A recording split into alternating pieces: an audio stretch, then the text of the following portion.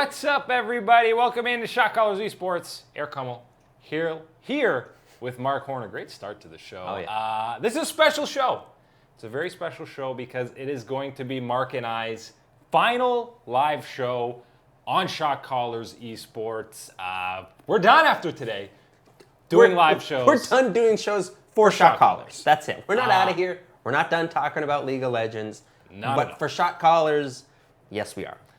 Make sure you're following Mark and I on Twitter. You'll see our handles below for the entirety of the show to just drill it in to your skull because, yeah, there will be future content coming from the both of us, including power rankings for Week 7 going on next week. Make sure you guys follow us on Twitter for future updates, future announcements, because there are going to be some announcements about a new channel upstart. Right. We haven't exactly ironed out all the details or got everything figured out for the new channel yet, but we do know that we don't want to leave you without any League of Legends esports content, so that's why we're going to have those power rankings coming out to you next week, and that's why you need to be following personal Twitter accounts down below to make sure that you're seeing these power rankings because they're going to be hot. They're going to be hot, they're going to be fiery, and they're going to get flamed because that's the point of power rankings. But before we get started, I just want to say thank you to all the people who have been watching us since these live shows have started. We appreciate you. To the people who stuck through the whole time, I don't know how you did it.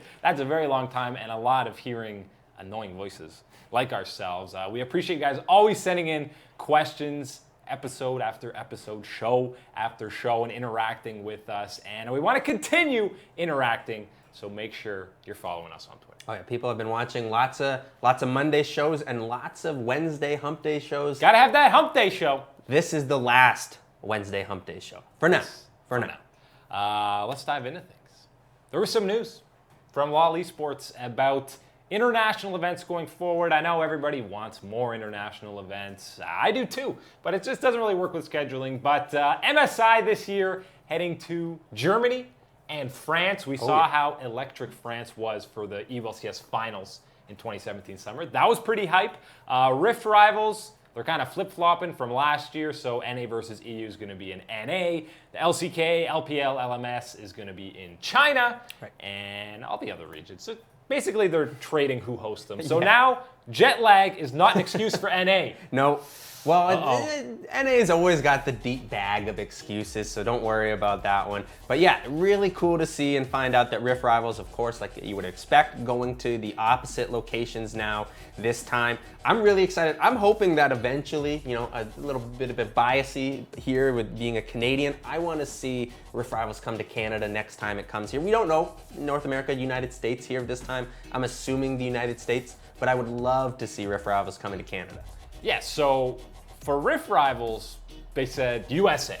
That's the term they use, USA, great. But for All Stars, they just put North America. That makes me think there's a chance that it could come north of the border, because why wouldn't they just write USA for that too? Yeah, I think that would be the most logical question there with that one. I'm still thinking that they're just going to shove it into the LA studios once again. Boring, but man. North America, I'm hoping that it does come north of the border. That would be really cool. But the other thing that's got me so hyped about this announcement, Worlds in South Korea. First time since 2014. It is going to be so hyped. You know, think about all the support and excitement that South Korea has had for their teams and as a region as a whole, and they haven't been able to support them at home in this World Finals Championship. This is going to be exciting for them to get another opportunity to do that here. Yeah, and it seems like they're kind of going through a cycle of where these are being hosted in between China, Europe, North America, and Korea. And it's Korea's turn. I mean, they definitely deserve it. They've won every time since Season 3, so yeah, you could probably host the World Championship. Oh yeah, and if you think back, last time they had it, definitely a hype World Championships. You had the Imagine Dragons doing the World Song, and they're at the big soccer stadium to perform it. Really exciting stuff. I think that Riot nailed it with their international events locations. By the way, I really liked Legends Never Die. It grew on me, that theme from last year's Worlds. See, I like a lot of them. I thought Ignite was pretty good. Some people thought it was a little bit too repetitive. I didn't like it, but after I listened to it for a while and I revisited it even this year, I was like, you know what? See, that's pretty damn good. Because the video's really good. The music video is definitely one of the best parts about it. You know what? Hot take here. Everyone likes Worlds Collide. Nikki Taylor, great, love it. Worst one. But I will say, not my favorite one. It's the worst one. It's a little bit too slow. You know, it's this, you know, triumphant type of music, which was great, but you know what? I think it's lacking compared to the other world songs. They usually got pretty high standard for that stuff. But all the international competitions going to be hype, regardless of where they are. The opening stages of MSI at the EU LCS studios in Berlin. That's maybe the only disappointment. But they're saying it's revamped, so I got high hopes, but not too high. Yeah, I mean, I still think that's exciting, and that's exciting for the Berlin EU LCS fans that they get to just go right into your home studio and get to watch it. And again, revamped, revitalized, looks really great. But I still think that a little bit of a downer to MSI should be this international event and good exposure, and really let the local fans get to see some of these teams and players that they really don't get to see locally. And I thought that this would have been a great event and a great chance for that. But you obviously are still getting that with the finals in Paris. Absolutely. There was some LCK and LPL action earlier this morning. Let's start out in Korea. You had BBQ Olivers taking on the Jin Air Green Wings, who haven't looked that great. Definitely been struggling. And in this first game here, BBQ, they got an early lead. I mean, as is Jin Air fashion, this whole series took way too long. And what we're seeing right now in the meta is Xayah and Rakan is absolutely busted. Oh yeah, Xayah, Rakan, absolute power picks. I think when you're talking about Zoe. Well, still playing on 8.3 patch in Korea, that Zoe still an absolute monster to deal with. But yeah, when you're talking in the bot lane, Xayah, Rakan absolutely has to be one of these picks that you're going for. The boost that both of them get from playing with one another, it's just totally unfair as we watch these Zoe one-shots coming right in, eliminating people. Yeah, but here's the Xayah taking over. I mean, BBQ had a chance to kind of close out this game, but Jin Air, Teddy, and the support in that bot lane able to get back. They get an Elder Drake, then they're pushing for the win. But BBQ turns it around. Ghost gets untouched in this fight and cleans it up. Oh, that is just the Ornn that you do not want to be watching out for. Definitely doing some major damage. Look at this. Just love what I've saw here. This was the great bounce back here. BBQ fighting all the way back to get down and take down the Nexus. Crazy. 50 minutes. And Ignar back on the Leona. SKT quarterfinals flashback. A couple Leona picks today in the LCK. Interesting one. And look at this. Illaoi in game 2 in the top lane. He didn't have a great game. No, the Illaoi did not look like the strongest Illaoi that we've seen so far. Definitely not the bright spot. No, and it's a pick that when it's focused, it can't really get anything going in team fights. This game, a little more clean from BBQ. You see here, Crazy is tanking this Baron for an eternity while his team just cleans it up. They'd eventually get that. But again, it was still back and forth. Jin Air able to get back in this matchup. A lot of Baron fights. Teddy, again, just soloing there. But look out, Jin Air, they left their base. They left their base, tried to push top lane, and what happens? Ooh, get the big old collapse upon here. And I think this is a great game to watch, not because it's the highest quality League of Legends, because it's a lot of kills and exciting that way, but it's also the greatest showcase to show that, yeah, you know what? Maybe with these new runes reforged, Baron and Elder needed a little bit of a buff to kind of show the power that they have to try and help end some games here. Yeah, anytime you're seeing teams get multiple Barons, the main thing is multiple Elder Dragons. When guys get 4 Elder Dragons in a game and aren't able to close it up, sometimes coinciding with a Baron buff, it's a little absurd. And that's just not going to happen in patch 8.4 because those Elder Dragons are going to be disgusting. Yeah, and I think absolutely when you look at it, I think it's 43 minutes is the absolute earliest that you could have a double Elder buff stack for your team, and that's really where specifically the Elder buff stacking and the buffs that it received really come into play and online. And I think that that's something that we're not going to be seeing these games go 60, 70 minutes type of thing. The Jin Air Teddy farm up special. Yeah, over 110 minutes of gameplay in a 2-game set. Oh. Yeah. It just looks like when I tell my team, no, don't end. I'm not done farming yet. I need to get that S. Yeah, that's when you just want to FF in a solo queue game. You're like, I don't want the points for this I'm just game. Done with this thing. I want it over. I don't want the points. Some more LCK action. MVP, who looked pretty bad for the majority of the split. They did beat SKT. Struggling SKT at the time. Struggling SKT, taking on Kingzone. This series was very different than the BBQ Jin Air one. Look more, Xayah and Rakan, fun stuff for MVP. Khan on that Camille, you think he'd clobber MVP, but early on here, He's the focus early on, and he was struggling. Absolutely shocked to see this one. This was the, kind of not the direst treatment exactly, but he was getting camped a bit here, and definitely That's a poppy, by the way. And definitely not dealing with it so well. Not the best performance from Khan, but luckily for him, you're playing on Kingzone, man. This team is talented to the teeth. They are gonna be ready to bounce back, and you had Prey and Gorilla absolutely doing their thing in the bot lane, taking down game 1. Yeah, more Leona action in the bottom lane. It was a rough early game for Kingzone, no doubt. MVP had a couple thousand gold lead, but I mean, after that, even Khan rebounded easily in this game and was still dominating. And once Kingzone gets a bit of a lead, good night, especially against a team who's clearly bottom of the tier in the LCK, in MVP. We hop over to game 2. That's an Echo in the mid lane to try and counter this Zoe, and BDD looked pretty good on it. This game just got out of hand very quickly and became solo queue-esque very quickly. Starts with this dive down bottom on MVP. Oh yeah, I mean, when you bring up the Echo from BDD, it was pretty good. It wasn't the focal point for me. Look at Khan showing off the prowess, that Korean Jace. That's not the NA Jace that always falls flat on his face. That's Khan's Jace, and he's cleaning up. I think he went something like 7-0-3 in this one. And then you have Peanut 2-0-20 on the Skarner, just an assist machine on the Scorpion. Really great game from Kingzone. Once again, really showing that they're, pretty much the absolute team to beat in Korea at the top of their game. Yeah, so there was 110 minutes of game time in that Jin Air series. This one gets finished in 25 minutes, the second game for Kingzone. And you saw there at one point the score was 5-1 in favor of Kingzone. They finished that game 24-3 in kills. That is disgusting. They're pretty good. An absolute stomp, clean steamroll, Kingzone Dragon X, #1 in Korea. Yeah, there was about 3 minutes in there where you were like, oh wow, Khan 0-2, look at this. And then it completely turned around. Yeah, Kingzone is the team to be reckoned with in the LCK. There were also some LPL matches today. EDG got 2-0'd by Rogue Warriors. You know how many kills they got in those 2 games? 0. I don't know how you do that. You 2 can't. games in a row. Come on, EDG. 0. That is crazy. And RNG came away with a 2-1 win over Vici Gaming, who are pretty terrible. Uzi's finally playing consistently. His second series back in 6 games. They won both series. 5.8 KDA, 33% kill share for Uzi.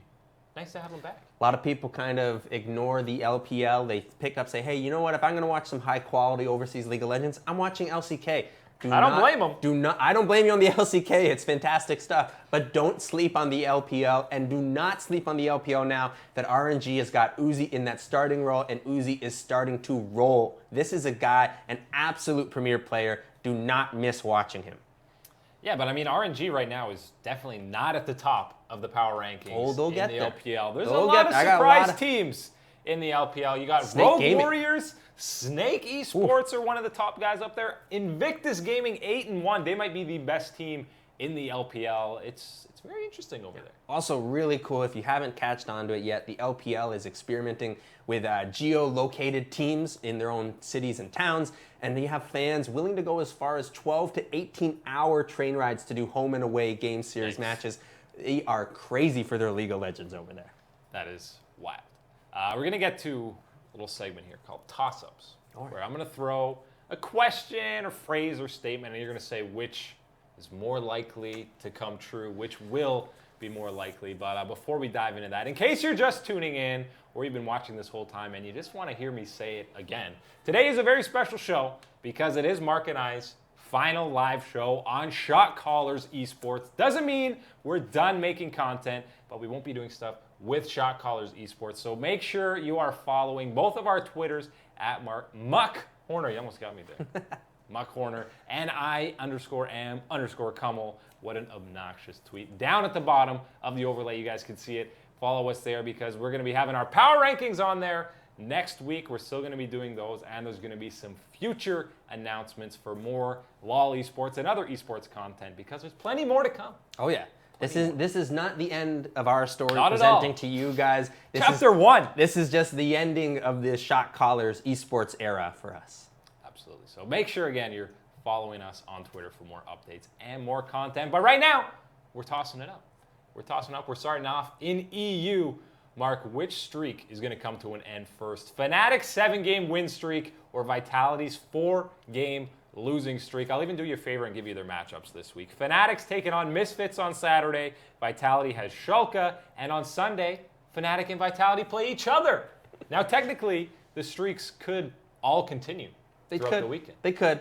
But I'm going to tell you that it's going to end, and it's going to be Fnatic's win streak that's ending because Vitality will bounce back. And I'm telling you right now, they will have a clean 2-0 week. Vitality, they will be doing it. I've got all my faith in with Jizuki, Gilius, and Mini Trupax and the boys. I wouldn't put your face in Gilius, man. Hey, not after the last couple of weeks, Yikes. Sure. But hey, I'm all aboard the Vitality train, boys. I know that they're going to find their way to bounce back. And again, big matchups against Schalke and Fnatic, they're going to find a way to get it done.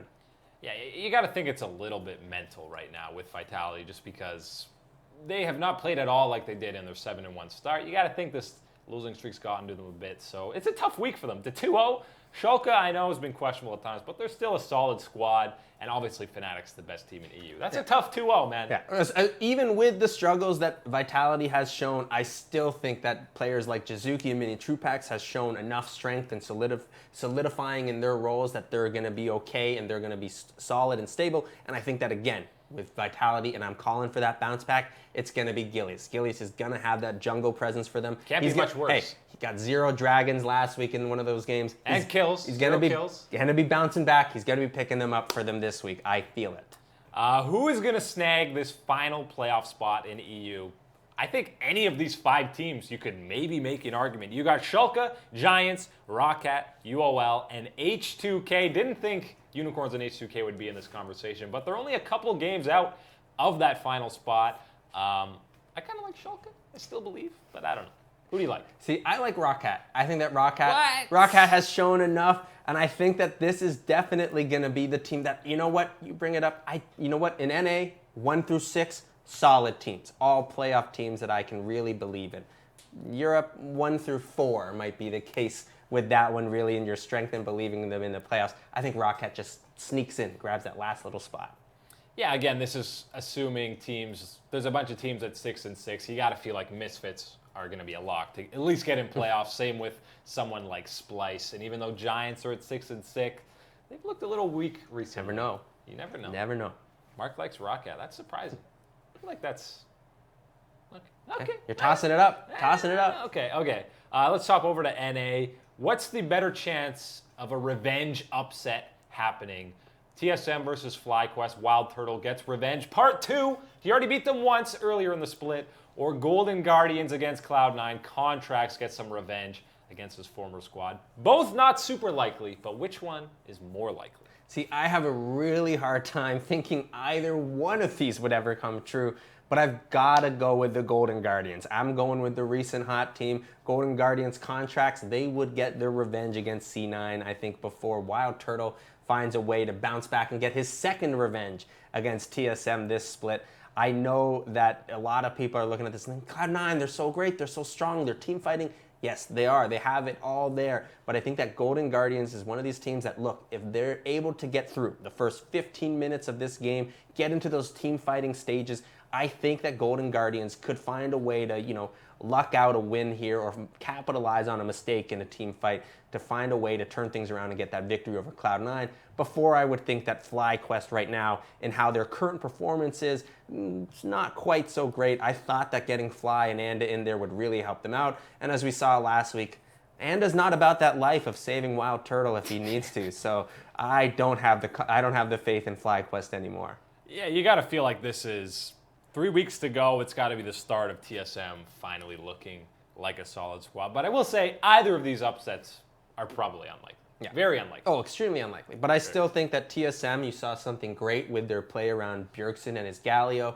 Sven and Mithy have been absolutely strong in their bottom lane. Not dominant, but they've been strong performers and haven't looked out of place against anybody else. And then, of course, you've got Hanser, one of the best NA top laners. And then Mike Young, I really want to bring some attention to. He's a guy who's getting some mental coaching now with Mind Games Weldon. He's who back, has worked baby. with them before. He's worked with G2. He's worked with them before. So I really like the idea of getting Mike Young the same type of mental toolkit that these other players have. And I think that we saw this initial boost to his performance from it already this past week. Absolutely. We'll see if that changes his smiting and other things like that for Mike Young. This is a good one here. What statement is more likely to be true at the end of the regular season? Cody's son is the best AD carry in North America, or CLG has the worst bottom lane in North America. And I know what you're going to say, but I'm going to read you some Cody Sun stats that are going to blow your mind. Cody Sun is first among all AD carries in North America in the following categories: KDA, damage percentage, which isn't even close, by the way. It's by like 5% that he's in first. Damage per minute, and kill participation, all first among all AD carries in NA. Come on, that's pretty good, man. Yeah, but that's amazing. He's getting these 100% because he's basically the front line ADC getting caught out, unless Afro is the one saving. He's not getting caught out. He's got the best KDA. I was going to say, when you brought this one up to me, I was thinking about it. I'm like, Cody Dunn, Cody Sun. No, that's not right. It can't be. But you know what? It has to be Cody's son, actually, in that situation, being the more true statement, because he actually has these numbers to back it up, as you're putting out here. And I think that the statement that Biofrost and Stixxay are the absolute worst bot lane, I think that's still quite an overstatement. I think when you're talking about, even Arrow and Lemonation, I would be, debating whether I'd want Stixxay and Biofrost over, and that's with Arrow being such a strong team fighting player as they get into those stages. So I think that when you look at this one, it's got to be Cody Sun is the best ADC in NA, more so than that Biofrost and Stixxay are the worst bot lane. Yeah, we'll see what's happening in a couple of weeks at the end of the regular season. But I think Golden Guardians are the main competition for CLG for being worst bot lane. Hey, but they're improving, man. They beat them this week, so trending upwards. Trending upwards. All right, last one. What's going to have a bigger effect on the meta coming into 8.4? All the new AP items, and there's a lot of them. Baron changes and Elder Dragon changes, which we kind of alluded to earlier, that limiting these 75-minute plus games, hopefully. So is that going to be a bigger effect? Or the Zoe nerfs? Ring the bell. Nerfs. The queen is dead. Zoe is probably going to die from the competitive scene on patch 8.4. So what has a bigger effect? Because she's pick banned 98% of the games. So the Zoe one, I don't think it's actually that big. I think, it's big because she's 98%. Gone. She's gone. Zoe, that's great. She's gone. In the sense of that, she's kind of was in that top 4 of the mid laners. You had Azir, top 1. Azir, Ryze, Galio, and then Zoe. And I think that with these nerfs, you absolutely see Zoe drop out of that top 4 spot. And I think you see someone more like a Cassiopeia or someone else that can really utilize these new changes to the AP items. I think that's the biggest change. Absolutely, Baron and Elder Dragon buffs are real, and they will help games end sooner and force teams to come out of their base to, fight and defend for these objectives. But I think that when you're talking about how big of a change these AP items are, it's absolutely massive. Some of the cooldowns and some of the power spikes that you can hit with these champions now are absolutely nutty. Ryze. If you're not banning Ryze, I don't know what game you're playing, because you're not playing League of Legends properly if you're leaving Ryze up with this one. The amount of cooldown and mana that he's getting from some of these items, it's disgusting. It's got to be the AP items. Yeah, there's going to be a lot of different champions, I think. You're already seeing guys like Caps busting out Vigar, Victor. Oh, Victor, that's another one that'll be coming in. Yeah, you got to feel like Xerath is going to start getting picked as well. And just a lot of champions you probably haven't seen in a while. Xerath is not fun to play against. He just ults 4 times with full health to dead when he's fed. It's not fun. Not a fun poke champ. Week 7, LCS is just around the corner. And, I was hyping up my boy Cody Sun with some of these stats. His team, 100 Thieves, have a tough schedule coming into Week 7. They looked really good in Week 6, had a dominant win over second place Cloud9, had a 2-0 week. This week is a real test for them. Are they legit contenders to make some noise in the playoffs this split? I think this week will go a long way in doing so. First up, they got Team Liquid, who have looked downwards in the last couple of weeks, and in their first matchup this split, 100 Thieves won. Yeah, and this is definitely going to be one here when you're talking about the recent trends of this team. Keep an eye on Afromu. This guy absolutely was unlocked last week and an absolute game changer for the 100 Thieves. You can't give him these playmaking champions, and I think that is absolutely going to be the focus for 100 Thieves to getting that bot lane going. Because if Ryu and Someday stay, even equal, even a little bit behind in their solo matchups, that if this bot lane gets ahead with Aphromoo, it's absolutely game over for these teams. I think that it's going to be an interesting weekend for them because when you're heading into a team like Team Liquid here specifically, I think Olway has been a player that has been underperforming for Team Liquid, specifically in this, downslide that they've been having. And I think that when you talk about, a support that is supposed to be roaming and struggling right now, going up against Aphromoo with one of these playmaking champions is absolutely the last thing that you want to be doing. I really like 100 Thieves' chances in this one. Yeah, and in this first matchup, Meteos pretty much manhandled Smithy in the jungle. That was probably the most lopsided matchup in that one. So we'll see if Smithy can rebound in that one. But yeah, right now I think 100 Thieves are trending higher than Liquid coming into week 7. Definitely 100%. one to be really looking at because that, to me at least, when you talk about the next matchup for 100 Thieves, which is going to be TSM on that Sunday, I think it really brings up the importance of that matchup on the Saturday because I think that when you're looking at who you're going to beat, you have a much better chance at capitalizing with Aphromu's playmaking and what is working for you right now against Team Liquid than you will against TSM. Yeah, even though Liquid's higher in the standings, I mean, looking at last week, TSM looked miles better than Team Liquid did after they knocked down Echo Fox. And honestly, if 100 Thieves go 2-0 this week, then they are super legit and a team to be looking out for. But I mean, this is one of the games where TSM kind of started getting back on track when they played 100 Thieves earlier in the split. But this one's pretty close. I feel like it's a bit of a toss-up. I probably slightly favor TSM, maybe 55-45, yeah. 60-40. I think this was definitely one of those matchups that at the beginning of this split, this was one of the first kind of wins that TSM really showed and earned for themselves. Yeah. And I find that this is definitely going to be a matchup that they want to build off of and build that confidence moving forward. That they've shown that, hey, that was a good 2-0 week last time. We really showed what we can do, and there's really the synergy developing in here. You've seen that there's never been a doubt that any of these players are some of the top players in actually in mechanical skill and abilities here, but that the coordination and decisiveness of this team wasn't there, kind of too many chefs in the kitchen type of thing going on, and that seems to be resolving itself slowly as we get into these deeper weeks of the season, and I really think that that leads into TSM's favor here.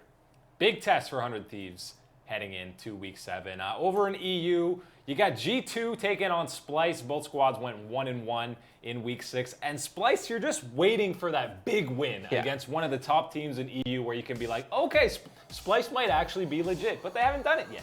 No, you still haven't seen it. And again, this is still something that bothers me is I haven't seen enough from Niski. Niski is the guy that I wanted to see more from and I thought could be one of these X factors for Splyce of, someone that we were expecting a little bit out of, but not a ton, and thought that, he can really surprise us and show more.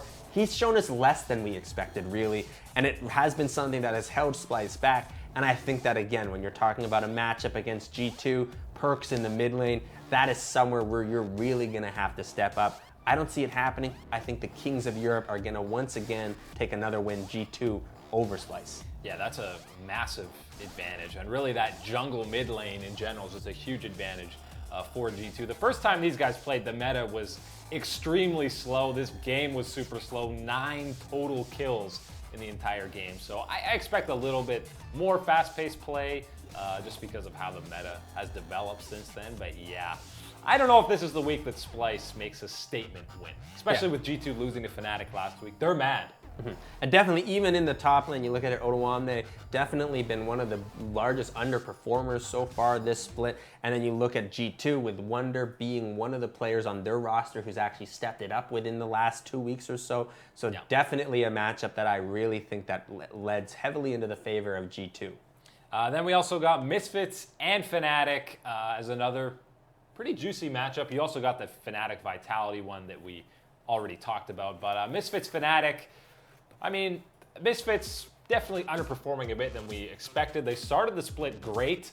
They got their first win, their first matchup against Fnatic. They won in a slobber knocker. I don't really know crazy fashion what to call it. Fnatic had like a 5K gold lead. Looked like they had the game in control, and then they threw a little bit. Misfits eventually came back and won this one at 64 minutes, north of the hour mark in this one. But both squads look totally different. This is when Fnatic still looked a little bit lost. Right now, 7 in a row. Yeah, absolutely. I think that this was, this is going to be a great matchup to watch now, as we've talked that, seeing these rematches in a best of one scenario really allows us to see these teams one more time and get a better view of it and a better evaluation. But I think when you're talking about this one, you're seeing teams that are in a different state now when they're heading into this one. Misfits, definitely a team that is starting to maybe bounce back from the, the depths of where we had seen them earlier in this split when they were really struggling. A player like Maxilor has had a better performance in recent weeks. And then on the Fnatic side, though, they're really hitting their stride. Broxa, Caps, Reckless, those are all the guys that are really starting to perform and take over some of these games. And I think when you're looking at the Misfit side, the one player who hasn't really underperformed for you all split, Hansama, he's gonna have to be the one to step up, but it's a hard matchup, right? You're going up against another one of the most premier ADCs throughout the history of the Western region with Reckless, so it's really gonna be a tough ask for him. I think that Fnatic does find their one victory of the week here because I got them losing to Vitality. Of course, can't forget the 2-0 Vitality. Don't forget, we're holding you to that. Oh, hey. Yeah, I'm going to be talking all about that one next week on my Twitter account. Twitter. Make sure to see it there. You can flame me if Vitality loses next week. I'm going to flame Who doesn't want to miss that chance? You can flame me even if they win. So come on down. Flame Emporium in our Twitters next week. Get ready for it. Flaming you. But yeah, the bot lane is definitely what to watch in that Fnatic Misfits. By far the two best ADs in Europe right now in Reckless and Hansama. Caps versus Senkux. That's pretty heavily in Fnatic's favor, I'm going to say. Senkux, probably the most underperforming player on Misfits, I would say, coming into this split, or this match. So, it's advantage Fnatic. We've been showing you guys teasers for this upcoming Twitch documentary for several weeks now, and now we're down to our final teaser, which we're going to show you in a matter of seconds here, because tonight at 7 p.m. on the Fantasy Sports Network, the Twitch documentary will be airing. Make sure you guys check that out. It's got a lot of big name streamers, and if you're wondering a brief history on Twitch, how it became such a massive digital entertainment realm and is like actually rivaling some of the biggest networks, even Netflix, it's top 3 or 4 in site traffic on the internet. You ever heard of the internet? Crazy. Yeah, so Twitch is doing pretty well. The teaser we got for you is from Jeff Kaplan, who's the director over Overwatch, who just released a new champion today. Oh, yeah. By the way. Not Bridget. Female Reinhardt. Female Reinhardt. But, female Reinhardt, female Torbjorn Reinhardt? Yeah, it's her daughter. It seems like a kind of underwhelming champion, to be honest. But here's a little clip of Jeff Kaplan just talking about how he came into working at Blizzard and eventually on Overwatch. I never knew game development could be a career for someone like myself. I always thought that you needed to be a talented programmer or artist to get into it.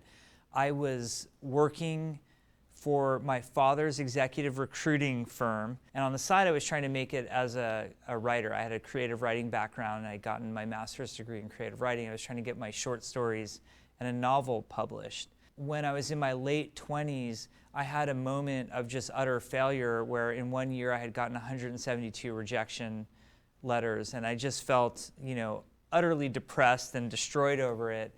And I decided to take a break from writing. I said, I'm gonna quit for a while. So obviously I don't have the talent to be good at this. I had structured my life in a way where I had these huge chunks of time for writing, and I poured it all into EverQuest, which was one of the most magical games that I've ever played. By playing a ton of EverQuest, I rose up in my guild to become an officer. Eventually I became the guild leader of my guild, and the guild leader that I replaced turned out to be a gentleman named Rob Pardo, who at the time was the lead designer on Warcraft 3. He invited me to come to Irvine to just have lunch. We would talk about design elements in EverQuest and what was working and what wasn't working. And eventually they came to announce World of Warcraft, and I remember Rob sending me a tell in EverQuest one night, hey, tomorrow you have to look at the Blizzard job site. They were hiring a quest designer, and I felt like the description was written for me because specifically they wanted a degree in creative writing. I'm like, who has that? What has a degree in creative writing ever done for anybody? Well, it got me a job. I ended up getting my job at Blizzard. Again, that Twitch documentary airs tonight at 7 p.m. on the Fantasy Sports Network. It's a good one. Oh, yeah, a lot of very interesting stories, and it's not so easy being a streamer, man. No. It is a lot of work. You're putting in way more than 40 hours a week to maintain a role as a full-time streamer. It's not just playing video games and looking pretty. It's a little bit more than that. It's a good part of it, though. Yeah. To be successful. Maybe. If you're just coming in for questions, we're about to get to them, so make sure you guys are sending them in. But it is Mark and I's last show on Shot Callers Esports. Doesn't mean we're going to stop doing content. We will still be doing content. That's why we got our Twitter handles below. Make sure you follow both of us because there's going to be some upcoming announcements for where future content is going to be. And our power rankings for Week 7 after this weekend, you best believe they're going to be on our Twitter accounts. So we can all flame each other together on Twitter about why the power rankings are wrong. Yeah. Hey, you wanna find a spot where you can say that I'm a TSM fanboy because I'm putting them ahead of Clutch Gaming? Right? They go to my Twitter account, right there. You can find it. It's easy to find. So make sure you're following us there because we want to stay incommunicado with you guys. We want to keep giving you content and keep having you guys give us ideas for content. And that's why this is a special question and answer. We never really call it Q&A. I just say questions. Question segment because it is going to be our final one on Shot Callers. So there better be good questions, fellas.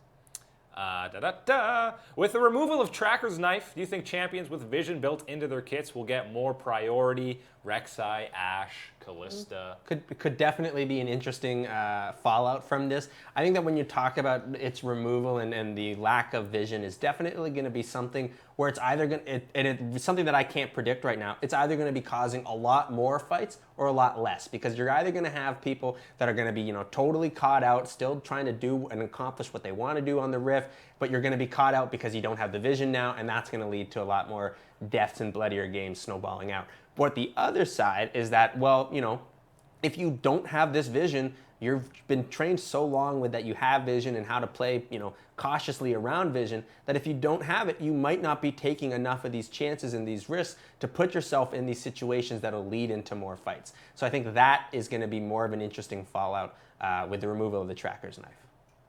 Yeah, and you're probably going to see definitely junglers picking up more or starting to pick up Sightstone. Yeah. Rek'Sai was a champion that wasn't all that far out of the meta, was kind of a little bit on the fringe. There. She's always in that area, so definitely something that you might see tick up. Ashe, on the other hand, I don't think you're going to see really a tick up for her compared to the other ADCs. A lot of the other ones kind of synergize a lot better with the runes and find ways to take advantage of it more, and then Ashe is kind of pretty boring towards the bottom end of that spectrum. Kalista got pretty nerfed as well. Right. Pretty gutted. So I don't see both of those really being a priority pick, especially when the power spikes are out there of Varus and Xayah. So I don't see that happening. Even Kate with her power pushing siege type of abilities. Kate gets picked quite a bit. Thomas, so do I have to get a Twitter account now? Yeah, you got to get a Twitter account, man. Let me tell you. Technically, you don't. Technically, you don't. You could just bookmark our Twitter pages and just go to them. But really, it would be easier and better for you if you did get a Twitter account. I'll tell you what. Twitter, if you use it properly, is a fantastic tool. I mean, if you find the right niche, it can be great. Otherwise, it's a scary place. Man. And it's not always the best thing. Some of the worst things in life are in this category. But it's free. It doesn't cost you a thing. Doesn't cost you a thing. Other than your time and happiness. Just your time and a lot of brain cells. Yeah. But you got a lot of brain cells for that reason. But what doesn't cost that nowadays, right? So that's true. Lily Eastman, Cuz versus Peanut. Who adds more to Kingzone? It's got to be Peanut, right? Peanut, absolutely 100%. Peanut. It's the aggressiveness that Peanut is having right now for Kingzone Dragon X is absolutely one of the great things to see, because it's what you thought Peanut was going to be bringing to SKT, but there's kind of a intelligence might be a little bit too strong of a way to put it, but there's a little bit of reservedness to now some of the decisions that he's making, and he's kind of seeing the calculations go through. Spending that time with Kummel and everything like that on SKT in that environment, I think has really helped Peanut as a player mature and become a lot better at what he can be, and I think that's why he brings so much to Kingzone Dragon X. I was having trouble saying Kingzone Dragon X there at the beginning because I had seen someone actually, because they are formerly Longzhu, and I had seen someone had written on Reddit that they were Kongzhu now, just putting the K in Longzhu. And I thought that was pretty good. I thought that was give it like a King Kong dragon. Kongzhu, I could roll with Kongzhu. Kongzhu X.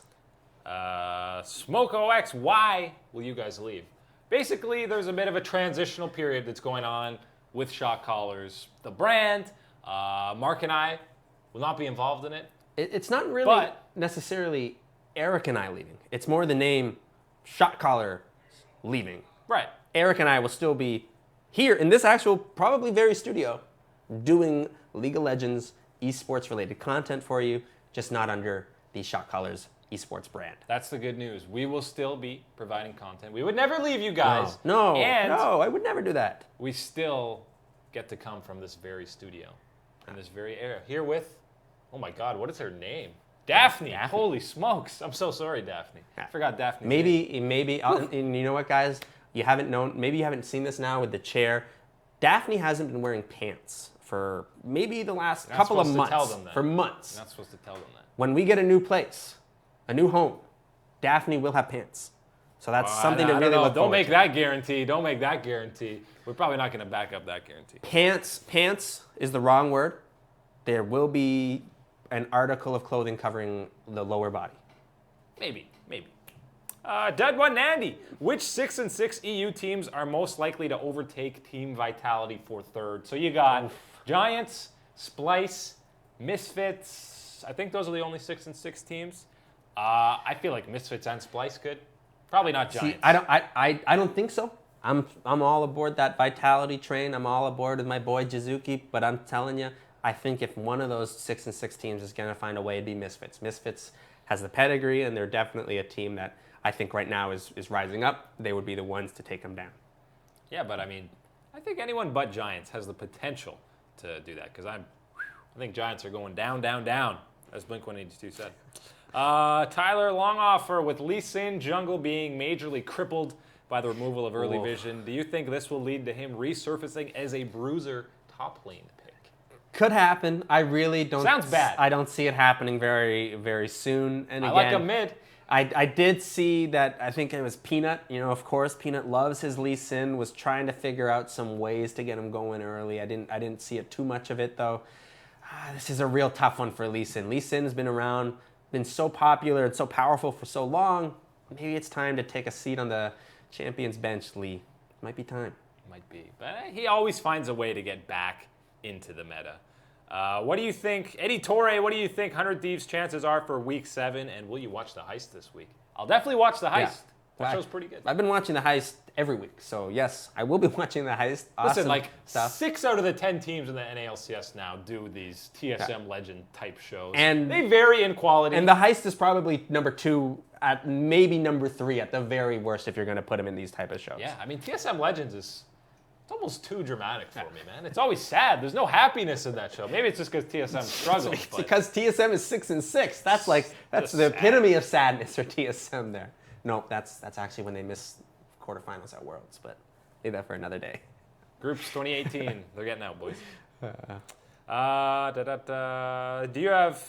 Do you see any chance of seeing Anivia picked in NA or EU in a similar composition to the one Fnatic played against G2? Item changes were good for her, and she's good at Baron control. She's not too far out. We saw Anivia, in the summer split even last year. So I don't think that Anivia is too far out of the way. Again, she's one of these control type mages that can do this damage and hold her own in the mid lane. So I definitely think that you're right. She does bring a lot of things to the table, and especially with the itemization with your new AP items, those are definitely going to be a boost to her. I don't think we're going to see her in the next week or two, but don't count it out. Don't count it out. I mean, her wave control is disgusting. And again, a player like Caps, or someone who has played an Anivia before and does like to play it, you never know when they're going to want to, bust out kind of a pocket pick type of champion. It's just tough with those low mobility mid laners against so much CC, like stuff with Sejuani and Jarvan. Good night. Our NA playoff set. I mean, I'm pretty sure the 6 teams in playoff spots right now will stay there. You know what? I'll tell you, literally after this week, you'll know. This will be the week to know if FlyQuest steps up and picks up a 2-0 week. Oh, I gotta beat TSM. Then yes, you can talk about the playoffs still being up for grabs and FlyQuest being there. Otherwise, no. FlyQuest, I don't see it getting it done this week with the 2-0. They won't be able to pick up the victories that they need. They're too far behind a team like TSM at 6-6. Not going to cut it. Not going to cut it. Oliver Thomason, who will win NA and EU LCS playoffs? Oof. I mean, right now, my favorite's got to be Fnatic in EU. So this is who's going to go to MSI, by the way. I like Fnatic in EU. NA. So the real question is Rick Fox going to have to buy his entire team Rolex watches? Because he said, if you guys win and go to MSI, I'm buying you a Rolex or whatever watch you want. I don't see Echo Fox getting through the best of See, trials and tribulations. I've got either Echo Fox or Team Solo Mid or Cloud9. I know I'm basically cheating, giving you 3 teams. 50% of the teams, man. Come on. But my real thought is I have a hard time thinking of any of these playoff teams really besting TSM in a best-of-5 series. There's so much talent and depth on the TSM roster, and how well you know that they can adapt and come back, and as well the coaching staff and how they're going to prepare. There's definitely no way that I really feel confident picking a team against TSM in these best-of-5 scenarios. Cloud9 is, again, so strong and so good at their team fighting, and they're almost always finding ways to get into these finals every single split. And then when you talk about Echo Fox, again, so much talent and so much aggression coming from them in the way that they play that I think that, again, they have to be one of the favorites heading into it. If you're going to ask me to pick, I'm going to pick Cloud9.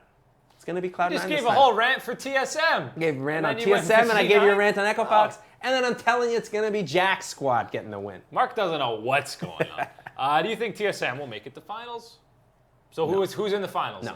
It's gonna. Oh, I mean, if we're going to think about how it's going to work out, right? Who are they TSM's playing? got to run the gauntlet. C9's winning. C9's winning? So who are they playing? That's got to be tough, right? It's going to be Echo Fox or TSM. It's got to be. It's got to be. It's got to be the 2 top dogs. Okay. With the influx of European All-Stars in the LCS combined with homegrown NA talent, is this finally the year NA makes it to semis or finals? Finals, no. That's not happening. You're just calling it out right out the gates? That's not happening. Unless they get a miracle draw. I'm going to say exactly that. Look, if any of the NA teams, I mean, Cloud9 did mostly perform, but there's still some questions there. If any of the NA teams really showed up this past year at Worlds, they kind of had the easy route to make it into the finals or semifinals. This time, yeah, you absolutely need the ways to go around you, but I think you're right. The talent is there for sure in this region to propel themselves, and there's no reason, I think now, absolutely with the talent, to say that, yes, expectations and the goals for North American teams should be to make it to semifinals at Worlds.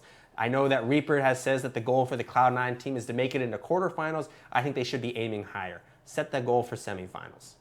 I mean, Cloud9's the team to bank on to get out of groups. So far, yeah, they have been. Year after year. Maybe semis. Maybe. Why are you guys done? We need you. We're not done for good. We're just done on Shot Callers. So make sure you're following Mark and myself down below on Twitter, because there's still going to be content coming from us out of there. Power rankings next week, as well as other LoL esports content. We would never leave you guys. We can't leave you because we are one. Yeah, this is like, you know what? This is basically just like if, Phineas and Ferb, right? They had the whole summer break. I like where this is going. They had the whole summer break to do all these things. But, every once in a while, there was a week or 2 break between episodes. Did that mean that summer break stopped? No, summer break still went on. Eric and I are still going to be watching League of Legends, still producing League of Legends content, just not for Shot Callers Esports. So that's why you need to follow our Twitters, here and here. Follow them all around here. That's some fine pointing you got going on right now. I'm doing it while I'm looking at the camera, so I don't know exactly where my hands are pointing and where the words are. Yeah. It's multitasking. I'm a professional, guys. Come on. So, Mark, myself, and Daphne will all still be here in this studio producing content, just not as Shot Callers Esports. Coco. And catch next week. Next week, catch our power rankings on our Twitter accounts. Absolutely. Do you think Golden Guardians ended 8th place? Maybe 7th? Ooh, 7th. The climb. I don't see them getting 7th. 8th? I mean, who are they? They're passing CLG and Optic. I feel like Optic's better than Golden Guardians, just because Power of Evil is he's still a top 4, top 5 mid laner. I think he definitely is, but I still think that's like a fair matchup. I want to see that one a lot. Well, not really. I actually don't really want to see that one too much. But I'm turning that off. I would actually. No, I think that'd be a fair matchup. Golden Guardians, Optic. I think 8th. I think 8th isn't out of the question, but anything higher, I think it's a little too late for them to climb up more. Do you think CLG ends at the bottom? Yes. They look like the worst team in the NALCS. Hey, I'm saying CLG at the bottom, and I was someone that thought that CLG, I thought they'd all get it together, everything would be rolling, and they'd make it all the way to finals. Not happening. They are far removed from that. I don't know what they have to do. I don't know if they make changes going into summer. it's a tough one. Maybe they just need more time to gel, but they got to figure something out. It's definitely something where you thought, hey, maybe some more time, maybe someone figures out their roles, who's doing what, who takes the leadership reins here, has not been figured out, and, might need to be either more time to figure that out, but hey, you're running out of time. Time's a precious commodity, and you might need to be making some roster changes in order to accomplish these goals. Casper, who do you think is the best player in the world? Best player in the world? That's got to be Teddy, man. It's Teddy! No, it's Khan, man. It's Khan. Khan is popping off. He's absolutely disgusting. He gets killed. The first 2 kills of the game, rebounds, and is completely demolishing ADD on the Poppy as Camille. This guy is disgusting. Especially in a carry meta for the top lane. Oh. We've talked about it before. I think that you can't really have this type of conversation as long as Faker is still playing League of Legends.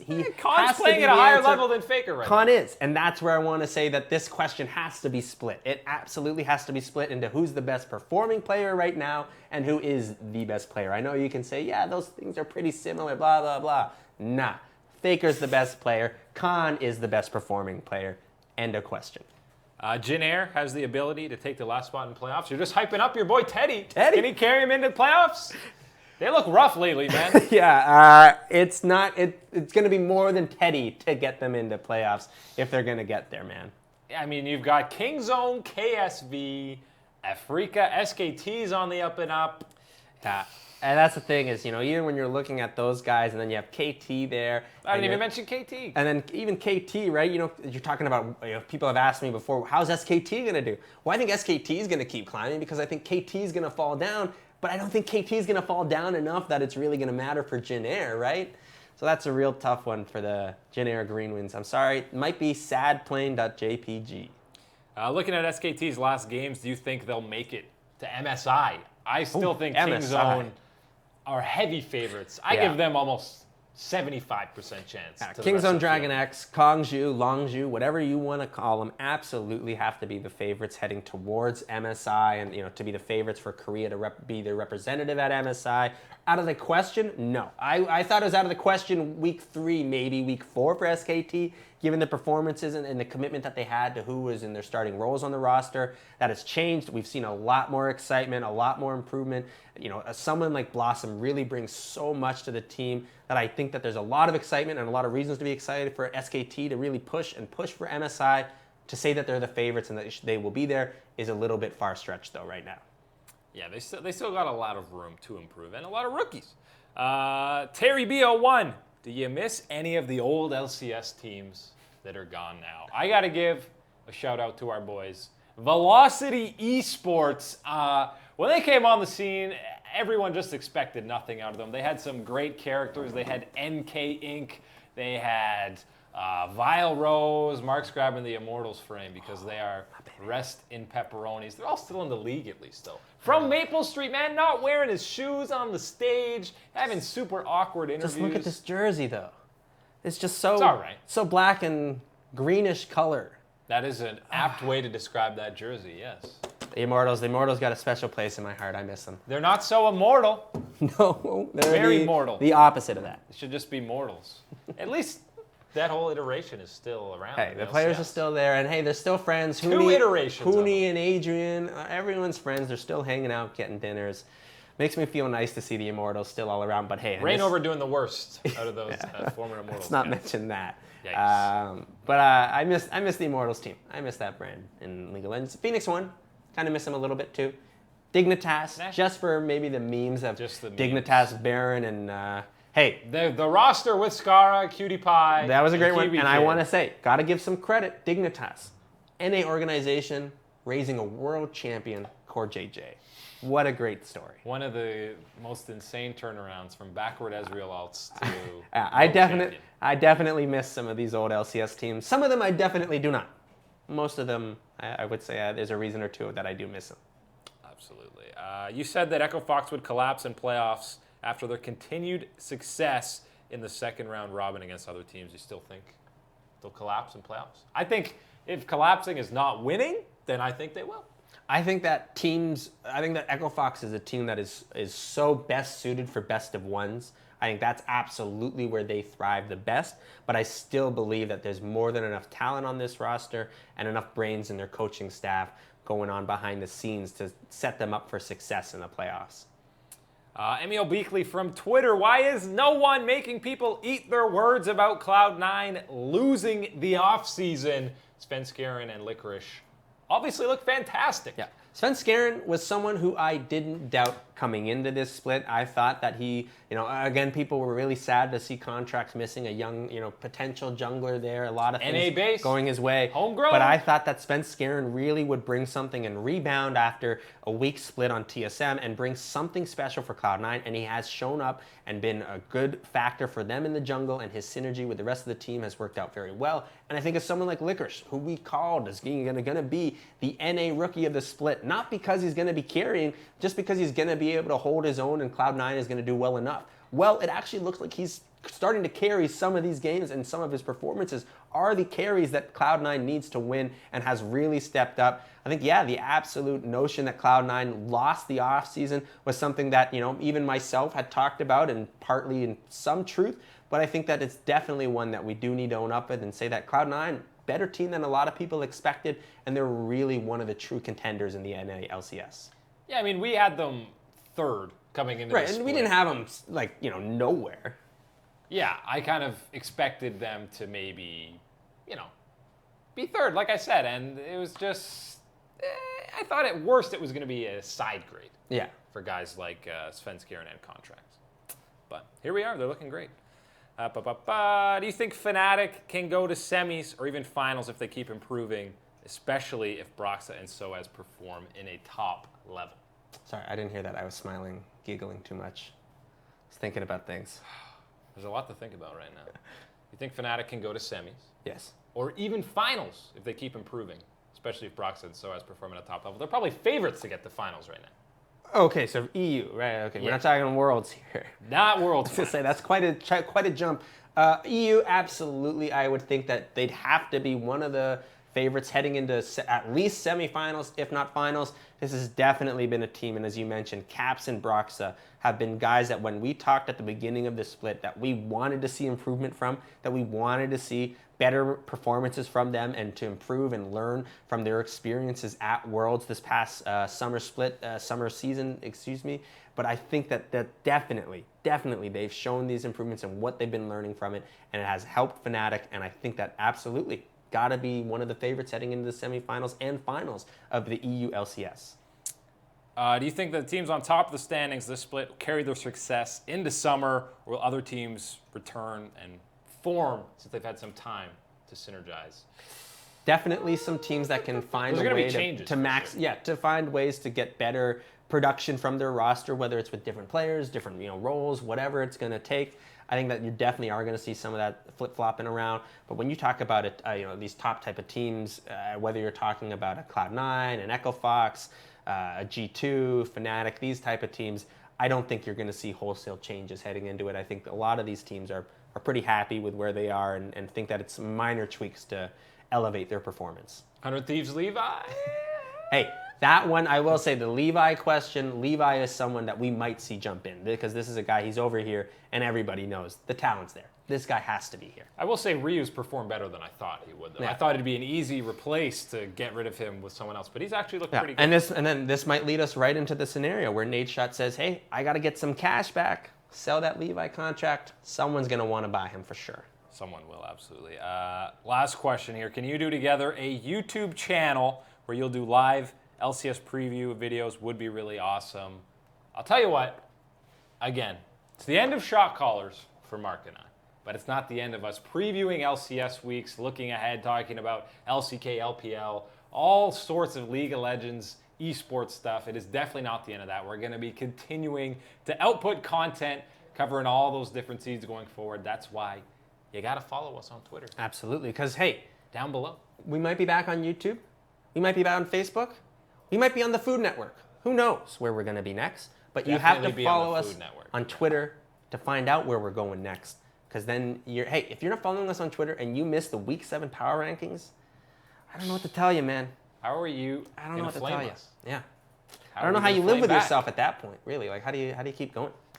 At Muck Horner, at I am Kummel on Twitter for announcements coming next week. And as Mark said, some power rankings.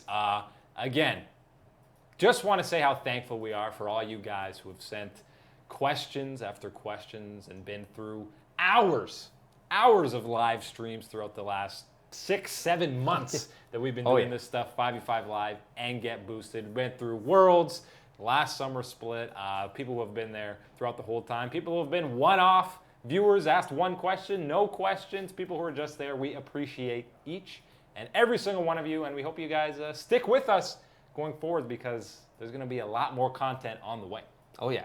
We'll see you on Twitter for those Week 7 power rankings. We'll see you on Twitter. But before we get out of here, there's something you know we got to do, and that's talk about our friends and yours, DX Racer. Because if you go to dxracer.com right now, you'll still get 15% off using the promo code SHOTCALLERS. And these chairs are great. Yeah, They've served us well. Look, I'm going to be honest with you. Let's do it. I want to hear some I don't honesty. know. I really do not know how long that promo code will last for.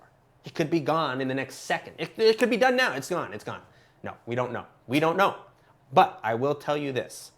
The last show of Shot Callers Esports, I would hate to be sitting at home thinking, I need a DX Racer chair, I need better back support, and not use that promo code and miss out. So, hey, if you're looking for a chair, Shot Callers Esports, pick up that promo code real fast, get yourself 15% off. That's like literally free. That's literally free, guys. Come on. Customizable arms. Look at that. Up and down. Forward. Backward. It's got all the little bells and tricks that you whistles, need. whatever you want. DX Racer, get your chair. Bells and whistles, that's it. But thank you very much, guys, for watching not only this show, but all the shows previous. Mark and I have enjoyed our time here on Shot Callers, and you'll be seeing and hearing from us on Twitter, and that's why we're going to follow you guys. Thank you very much for watching. We love you guys.